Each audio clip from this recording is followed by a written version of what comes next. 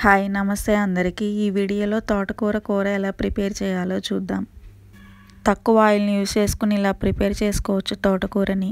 ఒక కట్ట తోటకూరని తీసుకుని బాగా వాష్ చేసుకుని కట్ చేసేసుకోవాలి. దానిలో తరిగి పెట్టిన ఉల్లిపాయలు, పచ్చిమిరపకాయలు, రుచికి సరిపడా ఉప్పు, చిటికెడు పసుపు, జీలకర్ర, 2 వెల్లుల్లిపాయ రెబ్బలు వేసుకోవాలి. పులుపు కోసం కొంచెం చింతపండుని దానికి 100 ml వాటర్ యాడ్ చేసేసుకుని స్టవ్ మీద పెట్టేసుకుని బాయిల్ చేసేసేయాలి. ఇలా కలుపుకుంటూ మీడియం ఫ్లేమ్లో బాయిల్ చేస్తూ ఉండాలి అడుగంటకుండా. ఆకుకూర పచ్చివాసన పోయి ఉడికిన తర్వాత దానికి తగినంత కారం వేసుకోవాలి. ఆ తర్వాత తాలింపు వేసుకోవాలి. ఆ తాలింపులో ఆవాలు, జీలకర్ర, ఎండుమిర్చి యాడ్ చేసుకోవాలి. దీనిలో నేను తాలింపు వాటర్ అంతా ఎగిరిపోయాక కాకుండా ముందే వేసేసాను.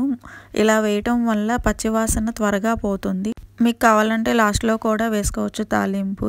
వాటర్ ఎగిరిపోయాక స్టవ్ ఆఫ్ చేసుకుని సర్వ్ చేసుకోవాలి. ఈ వీడియో నచ్చితే లైక్ చేయండి, షేర్ చేయండి.